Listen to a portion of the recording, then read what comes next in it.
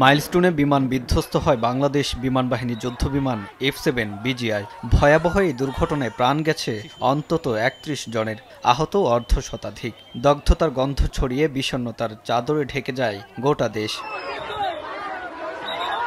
দুর্ঘটনার পর সামাজিক যোগাযোগ মাধ্যমে প্রশ্ন উঠছে, কেন পুরনো ও মেয়াদোত্তীর্ণ যুদ্ধবিমান ঢাকার মতো জনবহুল এলাকার আকাশে?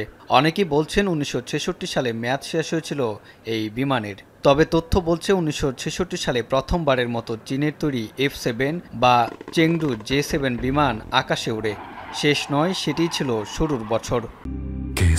শেকড় থেকে শিখরে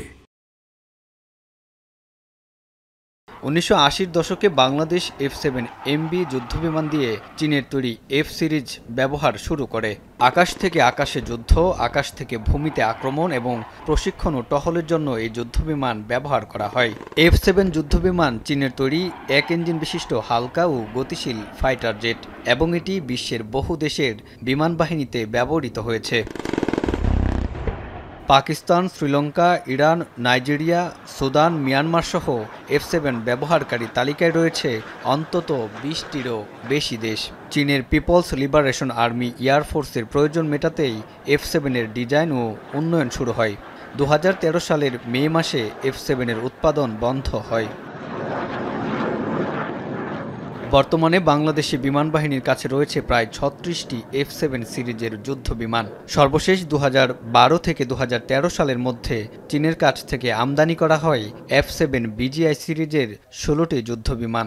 F7 বিজিআই F7 সিরিজের সবচেয়ে আধুনিক সংস্করণ। ঘণ্টায় সর্বোচ্চ ২৪৭০ কিলোমিটার গতিতে উঠতে সক্ষম এই বিমান। প্রতিটি বিমানের কার্যকর মেয়াদ ২৫ থেকে ৩০ বছর। নিয়মিত মেইনটেন্যান্স ও লাইফ এক্সটেনশন প্রোগ্রাম থাকলে তা ৩৫ বছর পর্যন্ত টানা যেতে পারে। সেক্ষেত্রে বাংলাদেশ যেসব F7 বিজিআই বিমান ২০১৩ সালে পেয়েছে, তাদের মেয়াদ শেষ হবে আনুমানিক ২০৩৮ সালের কাছাকাছি।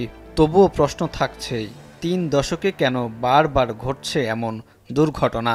গত ১৭ বছরে বাংলাদেশে F7 সিরিজের ৪টি বড় দুর্ঘটনা ঘটেছে, যার সবকটি প্রাণঘাতী।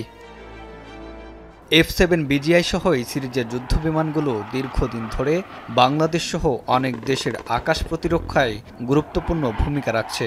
যদিও এটি এখন কিছুটা পুরনো প্রযুক্তির, তবে প্রশিক্ষণ ও সীমিত যুদ্ধে ব্যবহারের জন্য এখনও কার্যকর। কিন্তু আধুনিক বহুমুখী ব্যবহারের উপযোগী যুদ্ধবিমানের মতো এই বিমানের দৃষ্টিসীমার বাইরে ক্ষেপণাস্ত্র ছোড়ার সক্ষমতা নেই। জুবায়ের প্রধান, এখন।